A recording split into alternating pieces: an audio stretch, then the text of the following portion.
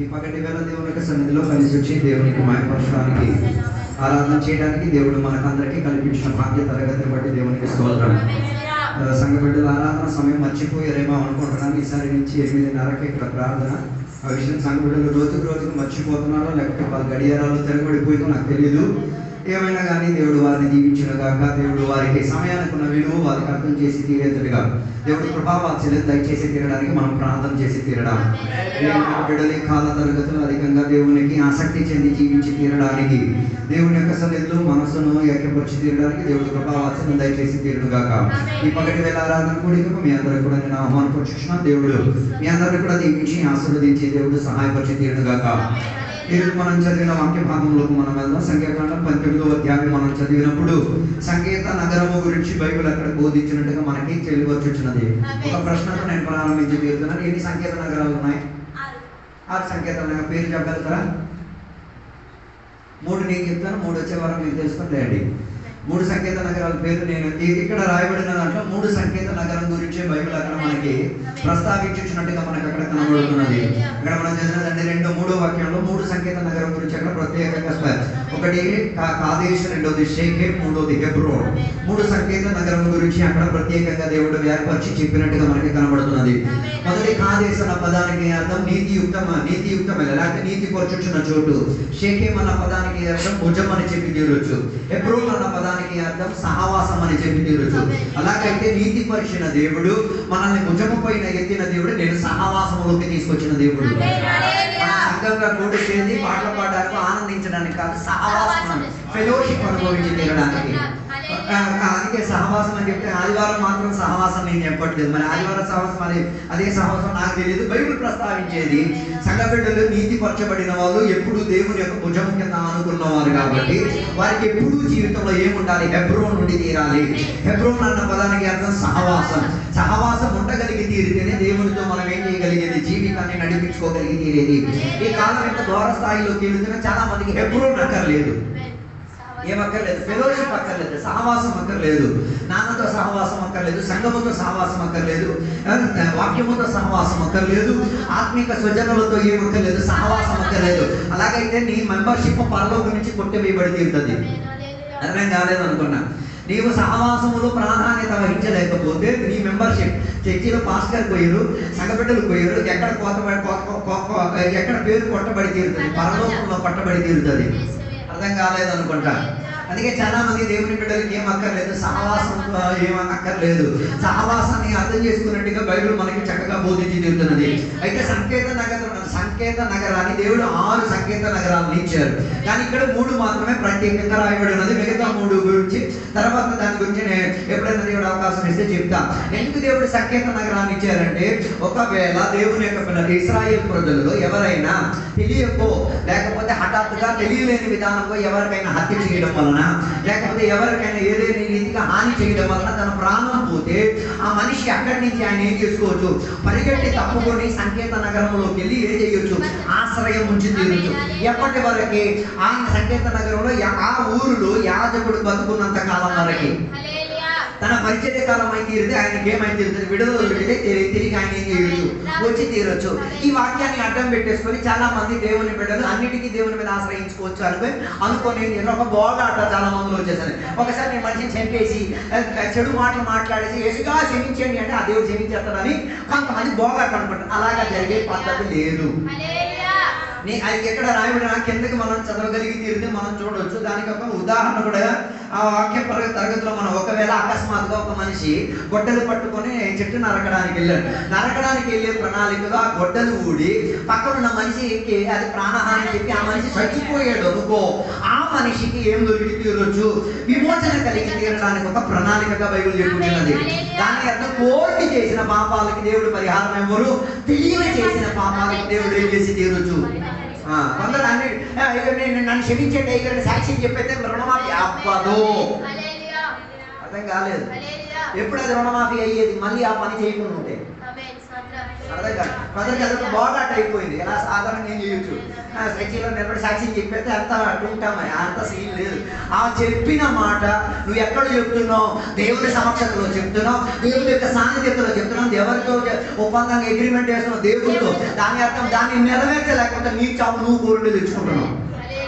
అర్థం కావాలి. మరి నువ్వు ఏ చావు తెచ్చుకుంటున్నావు? నువ్వు దేవుడితో తేల కొట్టేసుకో. నేను చెప్పొచ్చింది, మాట ఇచ్చి మాట తప్పిన దేవుడు కాదైతే తన ప్రజలు కూడా మాట ఇస్తే మాట తప్పుకోకూడదు. అందుకే నేను ఎప్పుడు చెప్పాడు, సాక్ష్యం ఊరినే బోగాట చెప్పే కేంద్రం కాదు, నీ జీవిత స్థితిగతిని ఏం చేసేది నిజాయితీ చెందే విధానంగా ప్రత్యేకంగా వేరుపరిచి చెప్పిన చోటు. అందుకే అందరూ సాక్ష్యం చెప్పలేరు. అమ్మ పోయిన వారు అయ్యగారు చెప్పారు, ఎవరు సాక్ష్యం చెప్పలేదు. ఆత్మలో నిండుబాటు కలిగిన వారు, పరిశుద్ధాత్మ బాప్తిస్మములో అనుభవం ఉన్నవారు మాత్రమే ఏం చేయగలిగేది? సాక్ష్యం చెప్పుకోగలిగేది. అలాగైతే దేవుడు ఈ సంకేత నగరాన్ని ఉంచడానికి ఉన్న కారణం ఇంటెన్షనల్లీ కాక తెలియలేకుండా ఉన్న విధానంలో ఎవరికైనా ఏదైనా హాని చేసేస్తే వారికి ఏముంది? ఆ సంకేత నగరం అభయముగా ఉన్నది. దాని అర్థం దేవుడు అలా పెట్టడానికి ఉన్న కారణం ఏంటంటే దేవుడు న్యాయం కలిగిన న్యాయ అధ్యక్షుడు కాబట్టి. He is a good and a ruling good judgment giving God. మంచి న్యాయ అధ్యక్షుడు కాబట్టి ఆయన చెప్పిన వ్యవస్థకు ఆయన నిలకడత్వం చెంది తీరాలి. అందుకే దేవుడు ఏం చేశారు? ఒక క్లోజర్ ఇచ్చి తీరారు. సంకేత నగరానికి వెళ్తే ఏం దొరకవచ్చు? ప్రజలకి విమోచన కలిగే ప్రణాళిక దొరికి తీరవచ్చు. దాని అర్థం ఆ ఉగ్రత ఏమై తీరుతుంది?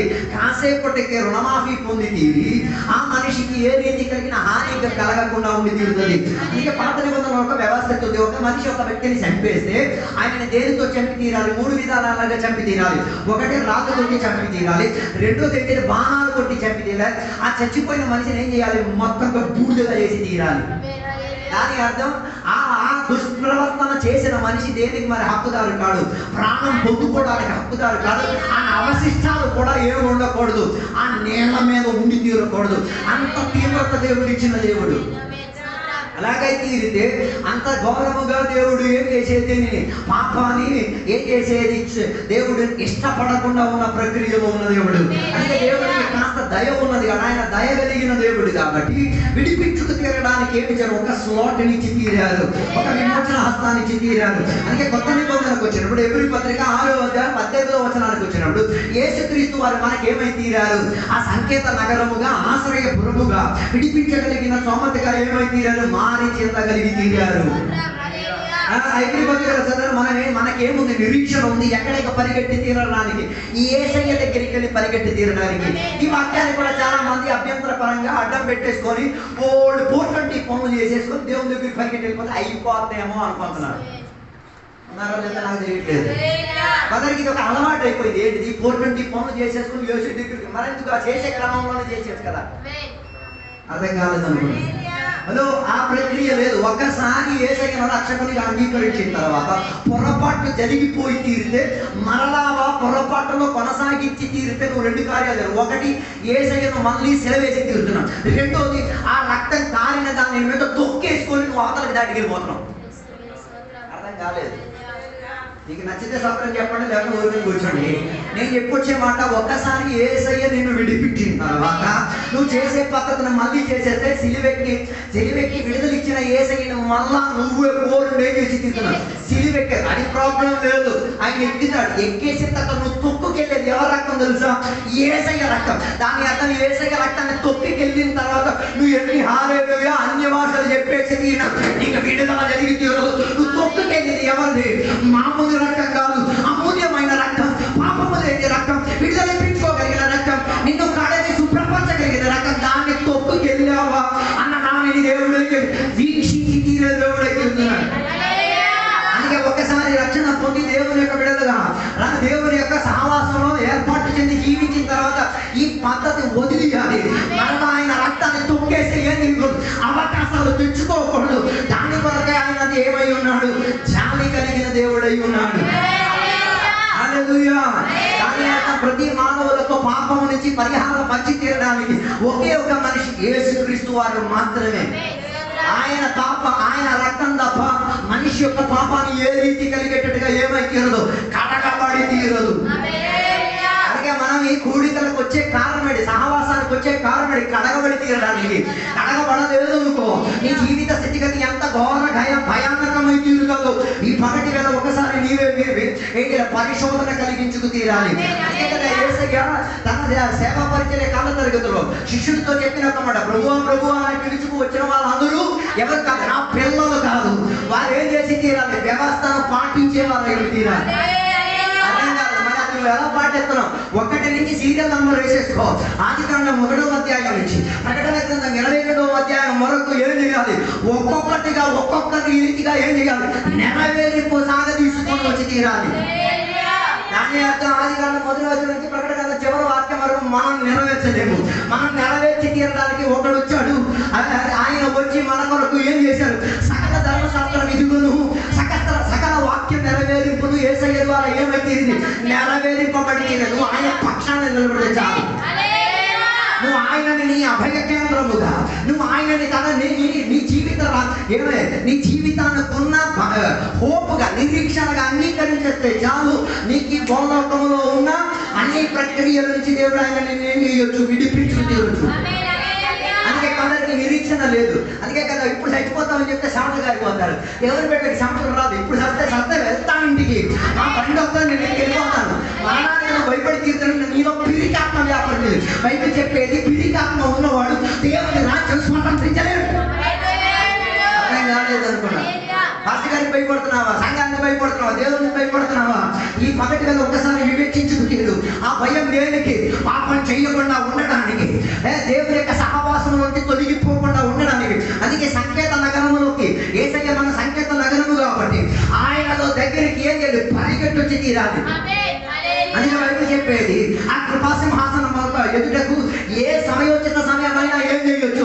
పరిగెట్టి వెళ్ళి తీరడానికి ఓపెనింగ్ మనకుంది. అందరూ పరిగెట్టేదే దేంతో తెలుసు? ఉన్న పాపం మూటలన్నీ తీసుకుని ఆయన నెత్తి మీద పడేయాలి. సిగ్గనిపించట్లేదు. ఎన్నిసార్లు పడేస్తాం? అర్థం కాలేదు. ఈ మధ్య ఎవరో నాకు ఒక వీడియో పంపించారు. దేవుడికి జుట్టు ఎందుకు కావాలా? దేవుడికి అసలు చుట్టి ఏం చేసేప్పుడు కోసేసి ఇచ్చేస్తున్నాడు. దేవుడు పొద్దుపొద్దున కడుగు తీసుకుని మొత్తం ఇలా చుట్టూ ఎలా ఉంటుంది? నీకే ఆ దేవుడికి ఎలా ఉంటుందో మీకు అలాగే ఉంటుంది. అలాగే కొందరు మూట్ల పాపాలు తీసుకొచ్చి ఎవరి మీద వేసి ఇదిగో పట్టేసుకో. అదో ఉన్నారో లేదో నాకు తెలియట్లేదు. అదో అందుకే దేవుని యొక్క బిడ్డల పాపం చెయ్యకుండా ఉండి తీరడానికి దేవుని యొక్క ధర్మశాస్త్రం మనల్ని ఏం చేసి తీరుతున్నది? మనకి బోధించి తీరుతున్నది. సంకేత నగరం ఉండబట్టి ఇక మనకి ఏం లేదు, పాపపు క్రియలకు ఏం లేదు, ఫోకస్ లేదు. అందుకే బైబిల్ చెప్పేది శారీరక క్రియలు ఏమనగా అని గలాత్య పత్రిక చూపించినది. అవన్నీ మనకి శారీరకంగా ఏ సుఖమిచ్చుకు తినడానికి. దానికి కిందకి వస్తే ఆ గలాత్య పత్రిక 5:22 ఆత్మ ఫలం ఏమన్నది చెప్పబడిన. దాని అర్థం శారీరక క్రియలను చంపేసి ఆత్మ ఫలాన్ని ఏం చేయాలి? డెవలప్ చేసే ప్రక్రియలో ఉంటుంది. సంకేత నగరంలో ఉన్నోడే. అందుకే కదా నోహావు కట్టించిన ఓడ లోపల సకల జీవ జంతువులు వచ్చారు. సకల జంతువులు హానికారమైనవే. సకల జంతువులు ఒకరొకరు ప్రాణం తీసుకునే కానీ పడవెక్కేసరికి స్వభావ తరగతిలో మార్పు వచ్చింది. ఇప్పుడు కూడా యేసయ్యలో ఎక్కిన తర్వాత స్వభావం మారలేదంటే మరలా ఒకసారి జీవితాన్ని పరిశోధించుకొని మార్చుకోవడానికి ప్రయత్నం చేసుకోవాలి. మార్చలేకపోతే నువ్వు రోజు యేసయ్య సముద్రం రోజు తన రక్తం తొక్కుకెళ్ళిపోతున్నావు. దానికి పరిహారం నువ్వు ఎత్తావా, నీ పిల్లలు ఎత్తావా, నీ మనవాళ్ళు ఎత్తావా, ఎవరు ఎత్తా నువ్వే తీర్చేసుకో. నేను చెప్పొచ్చి ఆయన రక్తం విలువైన రక్తం, ఆయన రక్తం పాపములను కడిగే రక్తం, ఆయన రక్తం నీకు మంచి మనసాక్షి ఇచ్చే రక్తం, ఆయన రక్తం నేను ఏం చేసేది? నీకున్న సకల లోకములు ఉన్న కేసులు రుణమాఫీ చేసే రక్తం. దానిని చేసే అధికారం సాతానికి కూడా దేవుడు ఇవ్వలేదు. దేవతలు కూడా దేవుడు మనకు ఉపయోగం ఇస్తున్నాం. అందుకే బయటగా పరిశోధించండి ఆయన రక్తానికి. అందుకే సంఘాన్ని దేవుడు ఎలా కొన్నారని బైబిల్ చెప్తుంది. సంఘం ఎగ్గొడితే మరి నేనేం చెప్పను, మీరే వివేచించండి. మీకు పరిజ్ఞానం ఉన్నాయి, మీకు ఆత్మకృపావరాలు ఉన్నాయి, మనసాక్షులు ఉన్నాయి. సంఘములో ఉన్న అనుబంధానికి నువ్వు తెగ కొట్టేస్తే దాని అర్థం నువ్వు దేని వేదన పడుతున్నావు. ఓ లార్డ్, నాకు ఇక్కడ పేరు నొప్పి, అక్కడ నొప్పి, ఇక్కడ నువ్వు నొప్పి తిప్పి చెప్పేసుకో. ఎవరికి తగ్గుతుందో అర్థం చేస్తుంది. ఆయన న్యాయం కలిగిన న్యాయాధ్యక్షి, ఆయన దయ కలిగిన దేవుడు. ఆయన కానీ తీర్పు తీర్చడానికి మొదటి తీర్పు ఆయన ముందు ఎవరు ఏం చేయలేదు, నిలబడి తీరలేదు. అందుకే సంఘం దేవుడు తమ రక్తం వాడుకొని, మా తాత రక్తం ద్వారా ఆయన కాదు, మా నాయన రక్తం ద్వారా కాదు, నన్ను విడిపించిన విమోచనకర్త రక్తం ద్వారా ఏం చేయబడింది? సంఘం కొనబడి తీరింది. అందుకే సంఘాన్ని చిత్రహింసలు పెట్టడం కాదు, సంఘాన్ని గుర్తుపరిచే పరిస్థితిలో పౌలు చేసిన పరిస్థితి ఏంటిది? సంఘాన్ని ఏం చేసేవాడు? ఎలా హింసించేవాడు? పౌలు ఎలాగ సంఘాన్ని హింసించేవాడు? యేసయ్య మార్గములో సంఘానికి వెళ్ళిన వాళ్ళందరినీ అడ్డద్రోవలో నిలబడి చేసేవాడు, చంపేసేవాడు. అర్థం కాలేదు. ఆయన అడ్డద్రోవలో నిలబడి అందరినీ ఏం చేశాడు? చంపేసేవాడు. దానికి పత్రికలు కూడా తీసుకున్నాడు. దేన్ని? కొందరు ఈ వేలంలోనే ఉన్నారు దేన్ని చంపడానికి. సంఘాన్ని నువ్వు చంపడానికి ఉన్న ప్రయత్నంలో చంపగలిగేటట్టుగా యేసయ్య ప్రత్యక్షం అయితే నువ్వు ఎవరిని మన చంపుతావు ఆలోచించు. అర్థం కాలేదు.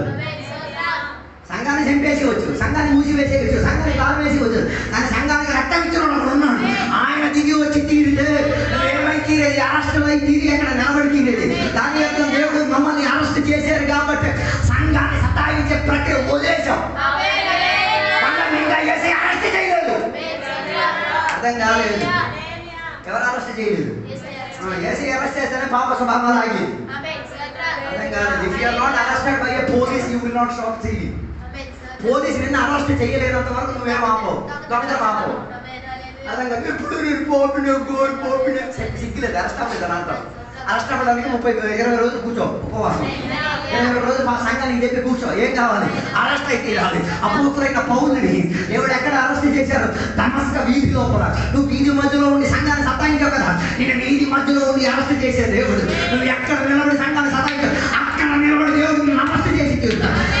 చూపించింది నాయన దమస్కస్ నగరానికి చెందినవాడు కదా, నేను పరలోక నగరానికి చెందిన వాడిని, సియోనికి హక్కుదారిని, పరలోకానికి ఉన్న పట్టణానికి నువ్వు నేను తెలుసుకున్నావు. ఏం చెప్పలేకపోయాడు. ఆ రోజు కూకున్న కారణం చేయమైపోయాడు. అరెస్ట్ అయితేనే పడేది, కొన్ని పడవు. అర్థం కాదు, కొన్ని పడవు. ఎందుకు పడట్లేదు? అరెస్ట్. ఇప్పుడు కూడా వాళ్ళు కుర్చీ, వాళ్ళు పలుపు, వాళ్ళు బతికి, వాళ్ళ పరిష్కారం, వాళ్ళ శ్రేష్టత. నాయన పడతావు. ఎక్కడ పడతావు? పడాల్సిన చోట్ల పడతావు.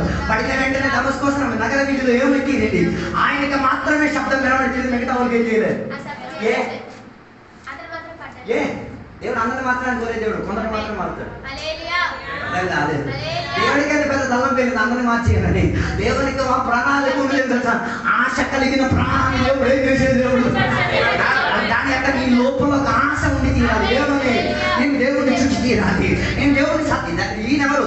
పౌలు దేవుడిని సతాయిస్తున్నాడు కానీ రోజు బైబిల్ చదువుతాడు. ఆయన దేవుడిని సతాయితే రోజు ప్రార్థన చేసేవాడు. ఈయన లోపల కాకుంటుంది, దేవా ఈ చేసే ప్రక్రియ నీకు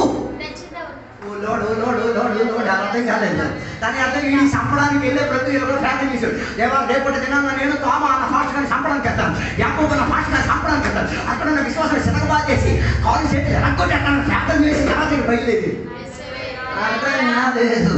హలో, మరి ప్రార్థన చేసేసి బయలుదేరావు కదా, నేను అడ్డత్రోవలో బుక్ చేసేసి అరెస్ట్ చేసేసి ఈ ప్రార్థన అన్ని తప్పిదమైనది, అది కాదు సరైన ప్రార్థన. సరైన ప్రార్థన నేను నీకు నేర్పించింది. సంకేత నగరంలో ఒకసారి you will be arrested by God. దేవుడు నిన్ను ఏం చేస్తాడు?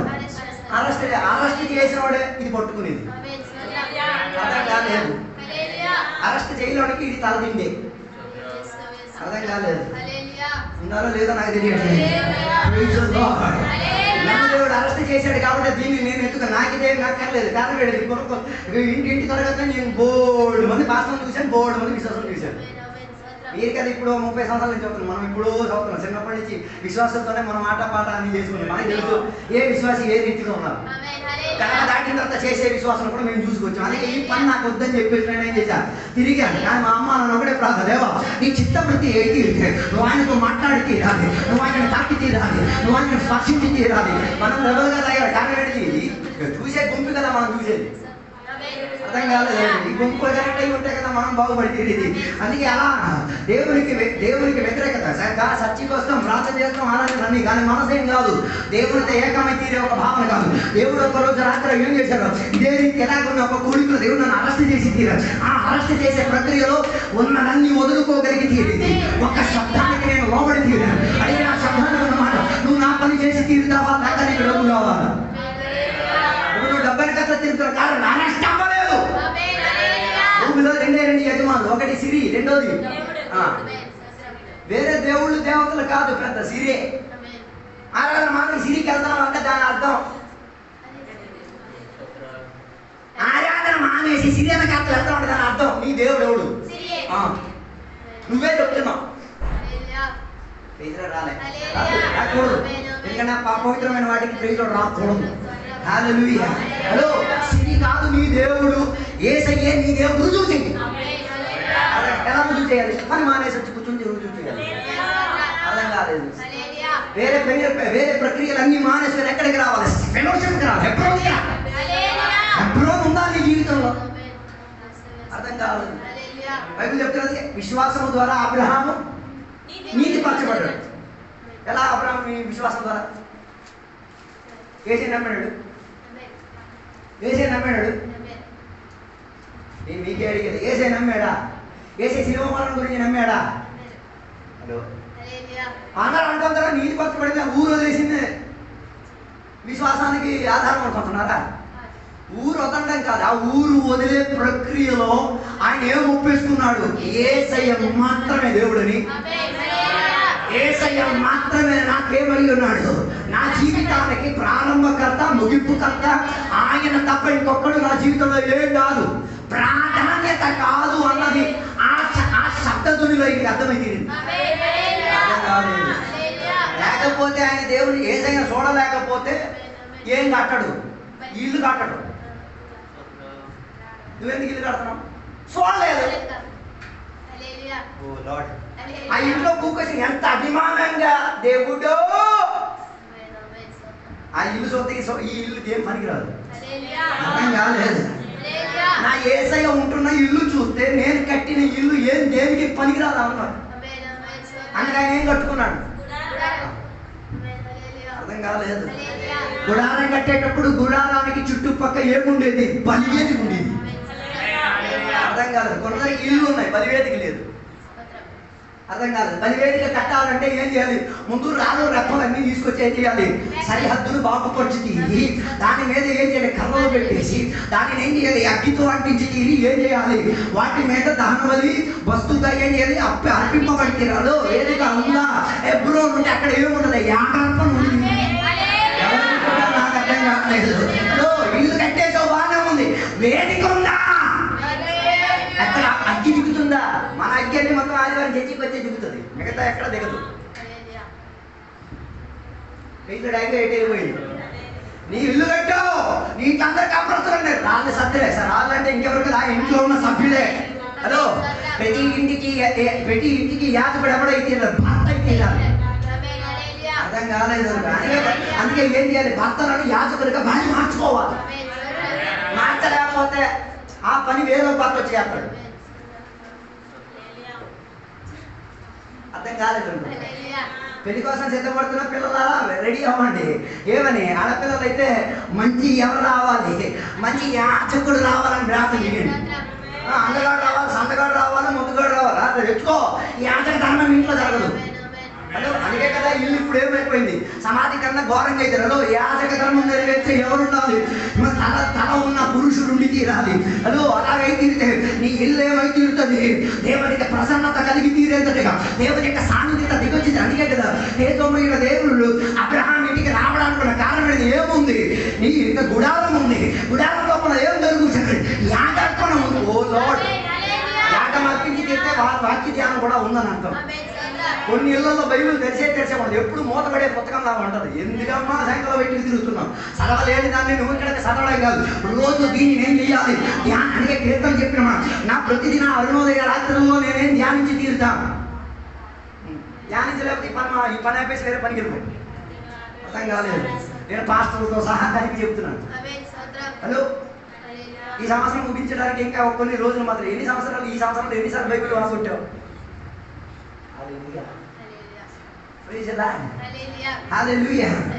నాతో లేరు అనుకోండి.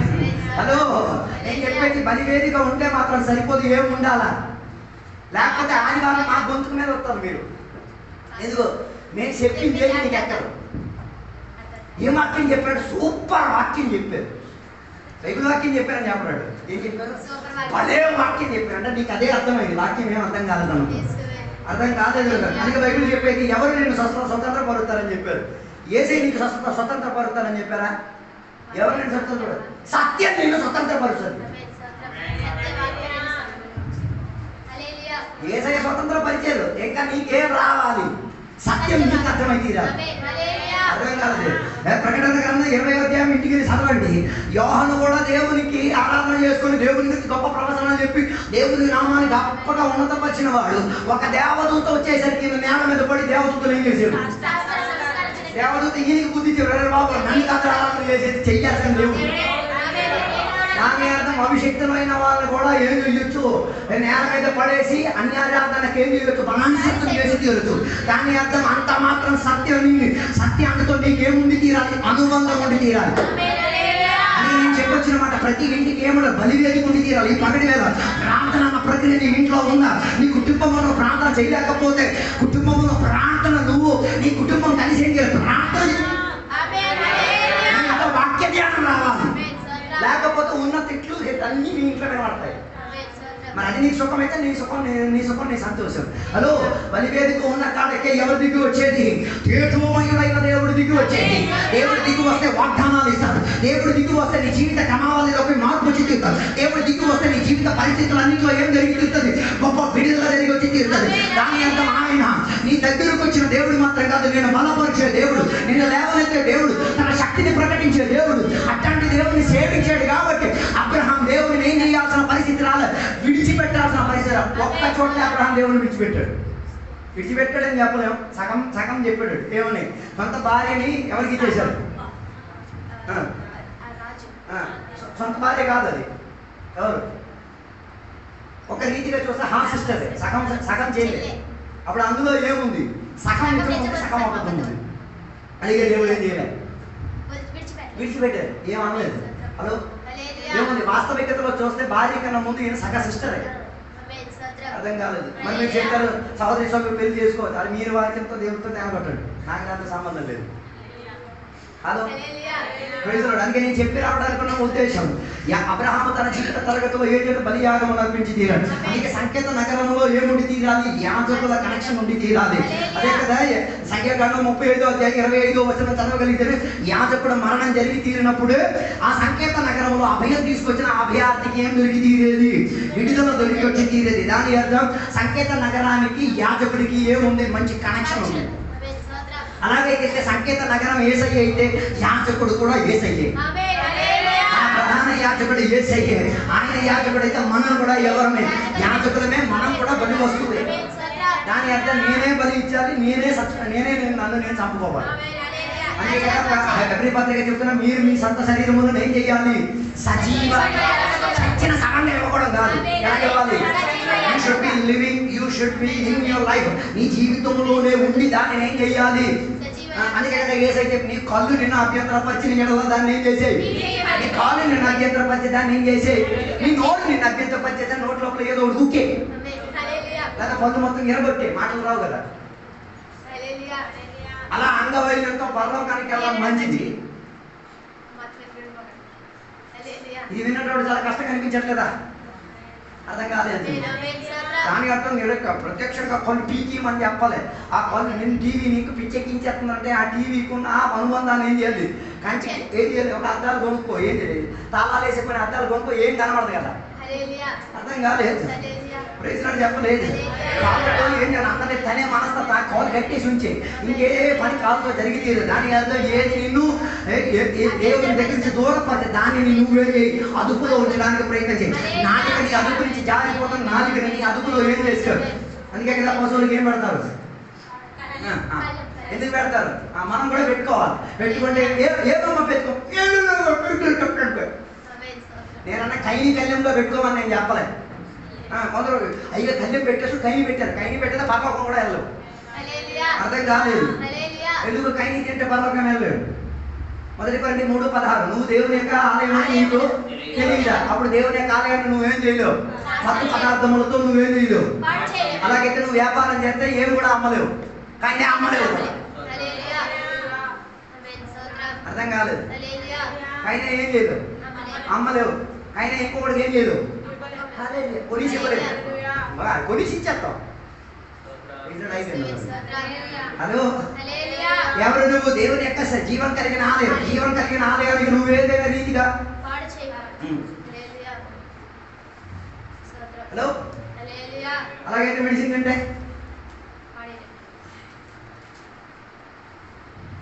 ఘోరం శాతం చేసి మెడిసిన్లు తినేస్తున్నాం.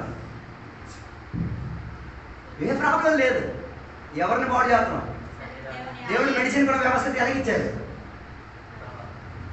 దేవుడు మెడిసిన్ కూడా వ్యవస్థ ఎలాగిచ్చారు? ఆహార క్రమాలు ఇచ్చారు. నువ్వు దాన్ని తినవు, నీకు అయ్యని దొరదా, నాకు పడదు, అది ఎలాగా మరి తిను. మరి ఇది తినలేనోడు. అందుకే మెడిసిన్కి ఒక ప్రత్యేకత ఉంది. ఒకటి తింటే 10 జబ్బులు అవుతాయి. అర్థం కాలేదు. నువ్వు తిను తిను తిను, కోట్ల తిను, ఎన్ని అవుతాయి? సైడ్ ఎఫెక్ట్స్ బోల్డ్. నువ్వు కడుపు నొప్పి తిన్నావు అనుకో, అది పేదలు కెళ్ళని చేస్తుంది. ఎవరి శరీరం? దేవుని శరీరం. అందుకే అప్పుడప్పుడు ఉపవాసం చేసుకోవాలి ఆయన. అప్పుడప్పుడు వాక్య విధేయతలకు నో ప్రాబ్లం. ఇచ్చుకోవాల్సినవన్నీ డాక్టర్కి ఇచ్చుకోవాలి. నేను మిమ్మల్ని శపించట్లేదు, మీరే మీ కొన్ని విషయాలు తెలుసుకోలేదు. అది ఎవరి శరీరం అని? దేవుని యొక్క శరీరం అని. మనం ఏం చేయాలి? దానిని జత్నపరుచుకునే ప్రయత్నం మనం చేసుకు తీరాలి. దేవుని యొక్క శరీరాన్ని పాడు చేసిన ఎడలా మరి ఆయన యాక్షన్ తీసుకుంటాడు. అందుకే శరీరాన్ని ఏం చేయాలి? అందుకే అప్పుడప్పుడు స్నానం చేసుకోవాలి. అప్పుడప్పుడు శరీరాన్ని శుభ్రపరిచే ప్రక్రియలో ఉంచుకు తీరాలి. ఎప్పుడు మెడిసిన్ మెడిసిన్ లేకుండా కూడా నాకు వైద్యం కావాలి, మెడిసిన్ లేకుండా ఆహారంలో నాకు విడుదల జరిగి మెడిసిన్ మీద చేయించే వేసి రక్తం నా విడుదల జరిగిపోవాలి. వాటికి అదే జరిపించే సీన్లు లేవు. నేను చెప్పి రావడానికి కదా, మనిషిని లేకుండా కూడా ఏదో విడుదల జరిగించి. అందుకే ఆయన యెహోవా రాఫాగా స్వస్థపరిచిన దేవుడిగా ఆయన శరీరంలో పొందిన దెబ్బల వలన నీకేం దొరికి తీరింది? మనం ఆయన దెబ్బలు కూడా అమ్మలేకపోతున్నాం. మళ్ళీ ఆయన దెబ్బలకి ఏం చేస్తున్నాం? మళ్ళీ ఉప్పు రాసేస్తున్నాం. దోమ అయితే కానీ చెయ్యట్టాడు. ఇది అలాగే లేదు, ఉప్పు రాసేస్తాడు. మందులు తనేసి ఉప్పు రాశాడు. బాబు మందులు ఏం తినబడ్డా కూడా ఏం చేయొచ్చు. యాచకుడైన యేసయ్య మీద ఆధారదేవో నీ శరీరం చెప్పబడితే నా ఆరోగ్యం కోసం, నీ శరీరం నుంచి దారే ప్రతి రక్తదాన నా శరీరానికి సంరక్షణ నిమిత్తం ఈ వైద్యం తినకుండా కూడా నేనేమైతే రోజు తేజోమయుడైన దేవుడి రూపంలోకి మారింది. నేను చెప్పొచ్చే మాట, యాజకుడికి ఏంటిది? సంకేత నగరానికి ఏముంది? కనెక్షన్ ఉంది. అందుకే యేసయ్య మనకేమై ఉన్నాడు? యాజకుడే. అందుకే బైబిల్ చెప్పేది ఆయన ఒక్కసారిగా మన కొరకు ఏం చేశారు? కల్వరి శిలువలో మన కొరకున్న యాగాలను ఏం చేసి తీరారు? ఒక్కసారిగా చేసి పూర్తి పచ్చేశారు. ఎందుకు పూర్తి పచ్చేశారు? ఇంకెవడు దాన్ని ఏం చేయక్కర్లే, చేసుకోవాల్సిన విధానం అక్కర్లే. అలాగైతే దేవుడు ఎందుకు మనల్ని యాజకుడు చేశాడు? మనకి జీవిత క్రమావళిలో ఏం జరగదు, పొరపాట్లు జరగవచ్చు. దానికి మనం ఏం చేయాలి? 3 సబ్బులు ఉన్నాయి. 3 సబ్బులు వాడుకోవాలి. ఒకటి యేసయ్య రక్తం, రెండోది యేసయ్య వాక్యం, మూడోది పరిశుద్ధాత్మ. ఒకవేళ పొరపాటుగా ఏదో తెలియక విధానంగా ఏం చేసావు? నీ జీవితంలో పొరపాటు జరిగింది.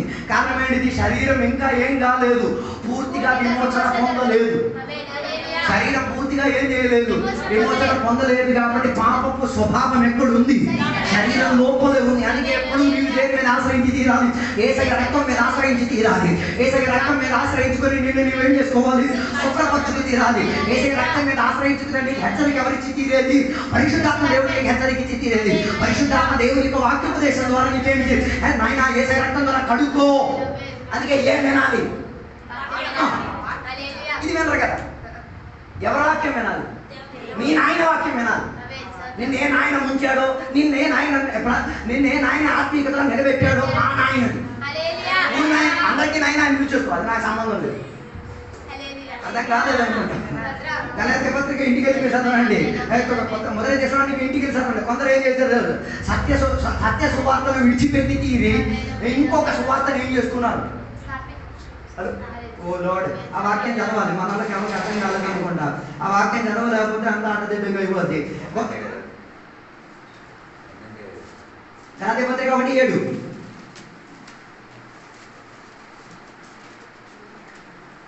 క్రీస్తు కృపను బట్టి మిమ్మల్ని పిలిచిన వాడిని విడిచి భిన్నమైన సువార్త తట్టుకు. ఏ సువార్త? భిన్నమైన అంటే అసలు సువార్త ఏంటిది? What is gospel? Hello, what is gospel? సువార్త ఏంటిది? యేసయ్య. యేసయ్య వచ్చారు, జన్మించారు, యేసయ్య జీవించారు, యేసయ్య స్వస్థపరిచారు, యేసయ్య విడుదల ఇచ్చారు, యేసయ్య కల్వరి శిలువలో మరించారు, యేసయ్య 3వ రోజు ఏం చేశారు? తిరిగి లేచారు. ఓకే, ఇది గాస్పెల్. ఇప్పుడు అక్కడ రాసినది ఏంటిది? భిన్నమైన గాస్పెల్. అంటే దాని అర్థం ఈ యేసయ్య పేరు నుంచి ఇంకొకటి చెప్పడం. ఓ లార్డ్. అప్పుడు అందులో వాళ్ళు ఏం చెప్తారు? ఏసీ చెప్పించిన డేట్ చెప్తారు. అర్థం కాలేదు. ఏసయ్య ఎప్పుడు పుట్టారో డేట్ చెప్తారు. అది చెప్పారా? ఎందుకు తెచ్చుకోవడానికి కాదు సార్, వేరొక పోస్తారు.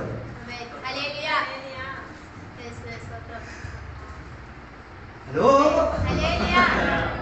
అది వేరొక స్వార్థది. ఇంకా ఏంటిది? ఏసై ఎక్కడెక్కడ సంచరిస్తే ఆ ఏరియా మొత్తం నేను ఏం చేయాలా? నడిచి చెమట కాచేయాలి. దేనికి? దేనికి? ఆయన నడిచిన ఎరుసలేం మొత్తం, ఇశ్రాయేలు మొత్తం ఏం చేయాలా? నడవాలా, పత్రికలు రాయాలి. దేనికి? దేనికి? వేరొక కోసం. అర్థం కాలేదు. అదే ఏసయ్య నడిచి నీ కొరకు అన్ని చేసి మళ్ళీ నువ్వు పాదయాత్ర చేసి ఏం పీకుతావు? వేరొక కోసం. అర్థం కాలేదు. మళ్ళీ ఏసయ్య చచ్చిపోయేటప్పుడు ఆయన పేరుట ఇంకొక ఘోషయాత్ర. వై? వేరొక సువార్త. అర్థం కాలేదు. ఓ లార్డ్, ఓ లార్డ్, ఓ లార్డ్. నాతో లేరు అనుకుంటా. ఉన్నారా నాతో? ఏంటిది? ఏసయ్య చేసిన ప్రణాళికకు ఓపోజిట్గా చేస్తారు. అర్థం కాలేదు. ఏసయ్య జీవించిన కాల తరగతిలో ఎన్ని సంవత్సరాలు? 3.5 సంవత్సరాలలో ఏం చేశారు? సువార్త చేసి, పరిచర్య చేసి, అన్ని చేసి అనేకులను విడిపించుకు తీరారు. కానీ మరణ గడియ జరిగినప్పుడు, పునరుద్ధానం పొందినప్పుడు ఎవరు ఉన్నవాడు? How many people were left over? ఎంతమంది మిగిలారు ఏసయ్యని బై బై చెప్పడానికి? హల్లెలూయా. అప్పుడు తెలుసుకోండి, క్రౌడ్ చాలా తక్కువే. అర్థం కాలేదు. స్వస్థతలు పొందే క్రౌడ్ గుంపు గుంపు గుంపు, ఏసైకి బాగా చెప్పే గుంపు తక్కువే. ఆ సమయంలో ఇద్దరు దేవదూతులు వచ్చి చెప్పిన ఒక మాట ఉంది, అయ్యో యెరూషలేము నివాసాల ఏంటి మీరు ఇంత తేరు చూసి కూర్చున్నారు? డోంట్ వరీ, ఈయన వెళ్ళినట్టే మీరు కూడా దాని అర్థం ఈ వెళ్ళినట్లే మీరు కూడా కొందరే వెళ్ళి అందరూ వెళ్ళాలని అర్థం. మనందరూ వెళ్ళి తీరాలంటే క్రమం చేసుకోవాల్సిన క్రమం చేసుకుంటారు. అర్థం కాలేదు అనుకుంటున్నా. అందరూ వెళ్ళాలంటే ఏం చేయాలి? క్రమం చేసుకోవాల్సిన వాటిని ఏం చేయాలి? క్రమపరుచుకునే ప్రక్రియ చేయాలి. దాని అంతా భిన్న ఒక స్వార్థ ఏమవుతున్నది? పోషింపబడి తీరుతున్నది. ఏసయ్య చెయ్యలేనిది, ఏసయ్య ప్రకటించలేనిది, ఏసయ్య వాక్యం ద్వారా రుజువు చేయలేని చాలా విషయాలు. మనకు పాస్ట్ గచ్చాడు, ఏసయ్యకి తమ్ముడు ఉన్నాడట, ఆడట పరిశుద్ధాత్మ. మాకు రక్తం ఉడికొచ్చింది, నాకు ఇంకా మనగలేదు. తమ్ముడు ఎవరట? దాని వాక్యం కూడా తెలిసి ఇప్పుడు తీసి చెప్పేసి. హలో, ఏం బోధిస్తాడు? ఏసయ్య ఫ్యామిలీ సెటప్ పెట్టడానికి వచ్చాడా? ఓ లార్డ్, హల్లెలూయా. కొందరు ఏసయ్యని దేవుడిగా అంగీకరించట్లేదు, కొందరు ఏసయ్యని ఎవరైనా మ్యూజిషియన్ గా అంగీకరిస్తున్నారు, మాంత్రజాల విద్యలు ఉన్నవాడు అనుకోండి. కొందరు ఏసయ్యని ప్రవక్తగా అంగీకరిస్తున్నారు, కొందరు ఏసయ్యని ఏం చేస్తారో తెలుసా? వైహారికి. అందుకే నేను పోయిన రోజు ఎక్కడ విక్రమపురం కాదు, వైజాగ్లో వాక్య కొందరికి బుల్లేసి కాదు, ఏసు బుల్లేసి 25వ తారీఖున వస్తాడు, ప్లాస్టిక్ లో ఉంటాడు, ప్లాస్టిక్ లో పడుతుంటాడు, 1వ తారీఖు వేసాడు కాలువకి వెళ్తాడు. తర్వాత ఊళ్ళో అందరూ రెండు రెండు రెండు బుల్లేసి అని చూపిస్తారు. ఆయన నేను విమర్శించు ఎవరో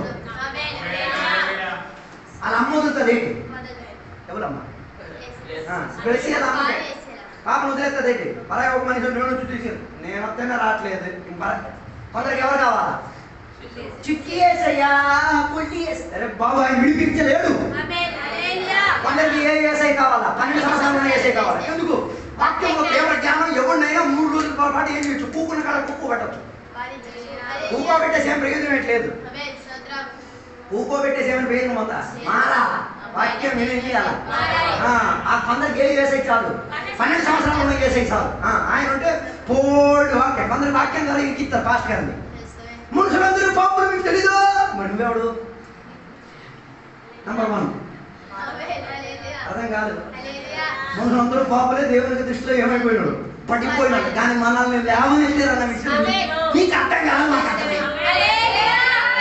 నేను లేవనెత్తి ఆయన చేతిలో ఉన్నా, నువ్వు ఇంకా కింద పట్టి దొరుకుతున్నావు అని అర్థం. హలో, అందుకే మనకి ఏ ఏసై ఎక్కర్లే, 12 సంవత్సరాలు ఏసై ఎక్కర్లే. కొందరికి ఏ ఏసై కావాలా? ఒంటరికి ఏసై కావాలా? దేనికి? చచ్చినప్పుడు అందరూ నాకు మంచి సమాజం పోదా పెట్టే దీనికోసం ఇట్లా ఇచ్చి వస్తాడు. దేనికి? ముందే డబ్బులు కూడా పెట్టేస్తారు. నేను చచ్చేటప్పుడు ఏ ఏసై కావాలి? మనకి పట్రైకి ఏసై వస్తే పని అవ్వదు. కొందరికి ఇంకొక ఏసై కాదు. ఏది 12 సంవత్సరాల నుంచి 30 సంవత్సరాల ఏసై ఎక్కడికి వెళ్ళారు? మాయాజాల ఏసై.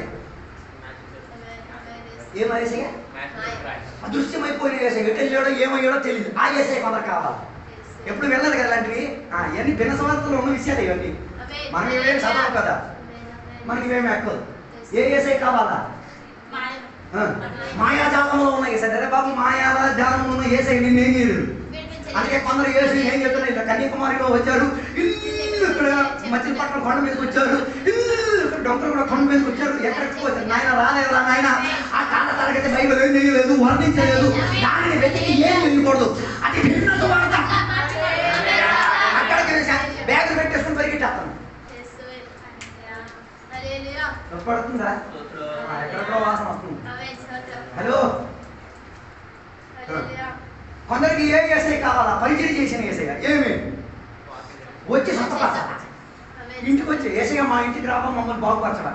ఆ ఏసై కూడా వర్కౌట్ అవ్వదు. అర్థం కాలేదు. అందుకే అది ఎప్పుడు స్వస్థత కోసమే సాక్ష్యాలు చెప్పి చంపేస్తారు. ఎప్పుడు ఇదే గోల. ఏంటి? నా పిల్లలు, నా భార్య, నా ఇంటి వాడు, కొడుకు నరకానికి వెళ్తున్న విషయం బాధ లేదు. అది నాన్న దాని నరకానికి ఏమి టెన్షన్ లేదు. ఏమైపోవాలా? రోగ నివారణ అయిపోవాలి. నాయన జరగదు. అర్థం కాలేదు. ఏ ఏసయ్య రావాలి? సిలువెక్కిన ఏసయ్య, సిలువెక్కి మరణించిన ఏసయ్య, సిలువెక్కి రక్తం కాల్చిన ఏసయ్య. ఆయనకు ఆగిపోలే. ఏ ఏసయ్య రావాలి? మరణంలోకి వెళ్ళి మరణం నుంచి 3వ రోజుకి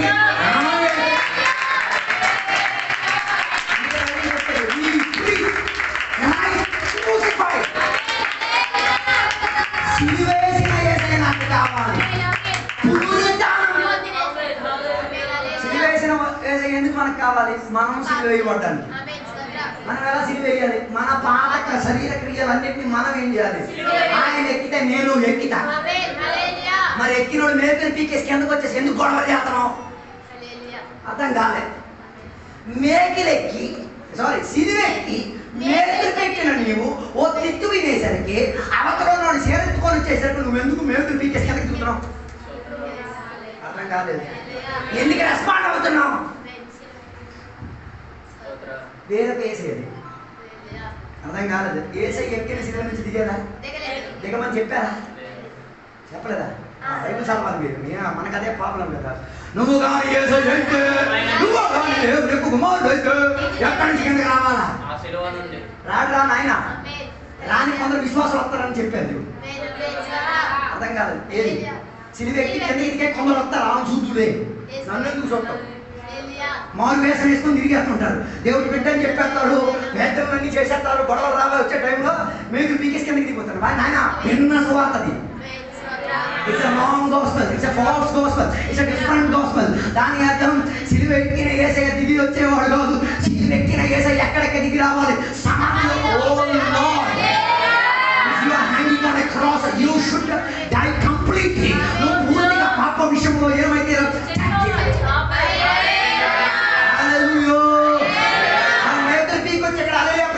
నాకు ప్రాబ్లం ఏం లేదు. ఏసీ అన్నప్పుడు వస్తాడు యాంటీ క్రైస్ట్. ఆయన మీ పని చూసుకుంటాడు నాతో కలిసి.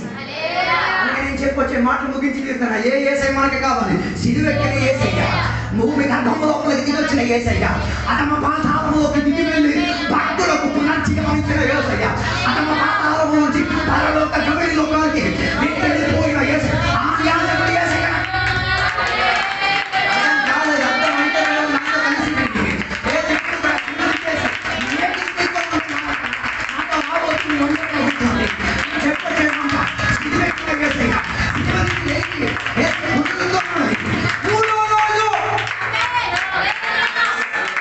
భూమి సరిహద్దులను ఎరగొట్టుకుంటూ భూమి నుంచి పునర్జీవం చెంది లెక్కించొచ్చిన యేసు.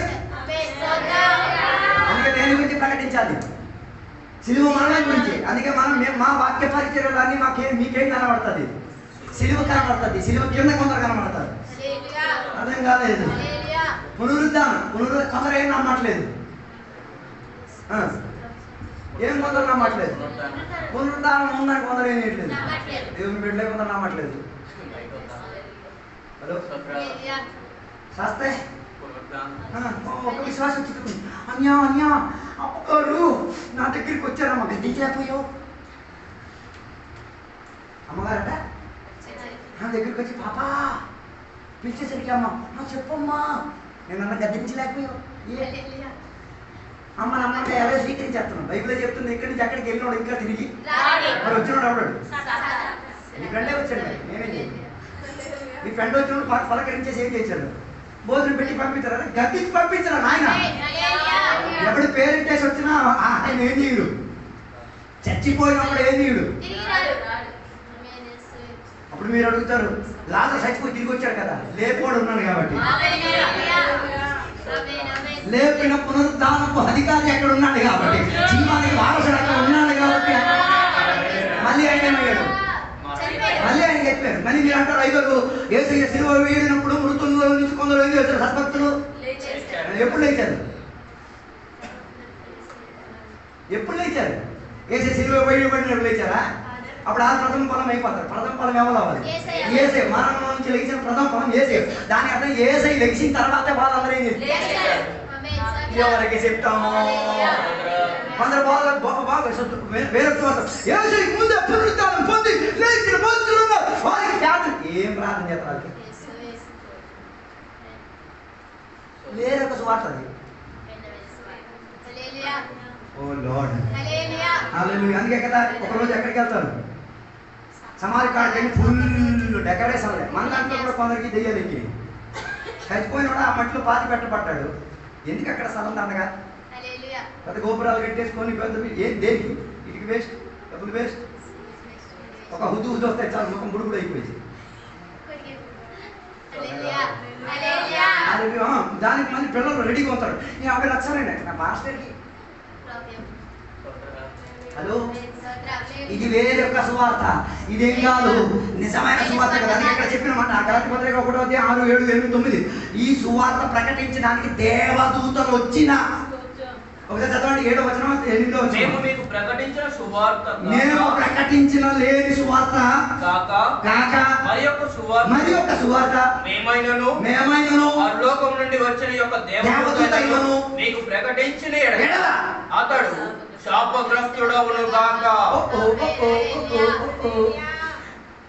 దాని అర్థం దేవదూతలు కూడా ఈ సువార్త నాకు ఏం చేయొచ్చు, తెచ్చుకొని రావచ్చు. ఆ శాపగ్రస్తుడు నువ్వు వెతుక్కోవాలి. అర్థం కాలేదు. ఆ శాపగ్రస్తుడా కాదా నువ్వేం చేయాలి?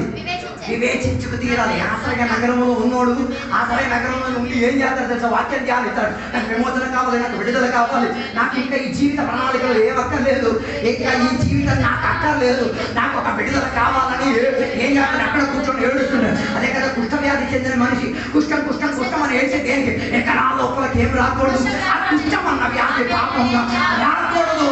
అలాగైతే మనం కూడా యేసయ్యను రక్షకునిగా అంగీకరించిన మన దైనందిన జీవితంలో ఒక ప్రార్థన ఎప్పుడు కంటతోనే లేవాలి. దేవా పాపం చేసి తీరడానికి అవకాశం క్లోజ్ అయిపోతుంది. అలాంటి తలుపులు మూతపడుతుంది.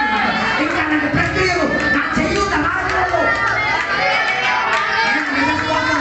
భిన్న సమాజంలో పడిపోకూడదు. అలా శాపగ్రస్తులైన నాకు గుర్తించండి. ఒకసారి ఆశీర్వదింపబడిన వాడు మరలా ఏం కాకూడదు, శాపంలోకి వెళ్ళిపోకూడదు. అందుకే భిన్న సువార్త నుంచి ఏం చేయండి? ఆశగా చెప్తుంది కూడా నిజ సువార్త కాదు. ఏం చేయండి? తేల్చి అవగొట్టండి. ఎలా తేల్చి అవగొట్టేది? ఎలా తేల్చి అవగొట్టేది? ఇది అలాగా అది అలాగా ఇది అలాగా ఇది అలాగేం లేదు కదా. వినడం రాసేది వెళ్ళిపోవడం. మా చదువుతున్నారు లేదు, దేవుడికి తెలియాలి. మళ్ళీ వచ్చి ఏం చేయట్లేదు. అయ్యో ఇది ఎలాగా వర్కౌట్ అవుతుంది? ఈ వాక్యములు ఎలా రాయకూడదు? ఇది ఎలా? ఓ లార్డ్. ఆతృతున్నాడు అడుగుతారు ఎందుకు అలాగ అయ్యారు? అయ్యారు ఎక్కడైనా తప్పులు పొరపాటు చెప్తే దాన్ని పట్టుకుని ఏం చేశారు? అయ్యారు ఎక్కడ మీరు చెప్పింది ఇది ఇది కరెక్ట్ కాదు, ఇది భిన్న సువార్త, ఇది కరెక్ట్ కాదు. హలో, అలాగైతే ఎవరితో నీకు అనుబంధం పెరుగుద్ది? సేవకులతో నీకు అనుబంధం పెరిగింది. అర్థం కాదు. కొందరికి సేవకులతో అనుబంధం ఎప్పుడు తెలుసా? ఏదైనా శుభకార్యాలు వచ్చేటప్పుడు. హలో, వాక్యముతో సేవకులతో నీకేమి ఉండాలి? 30 సంవత్సరాలు పాస్ గారు ఈ సంఘానికి పాస్గా ఉన్నారే, 30 సంవత్సరాలు ఎంతమంది సేవకులు అవ్వాల్సింది? అర్థం కాలేదు. 30 సంవత్సరాల్లో ఒకలయ్యారు. అర్థం కాలేదు. మరి మిగతా వాళ్ళు ఎందుకు కాలేదు? ఇది మా పని కాదు, మా బాధ్యత కాదు.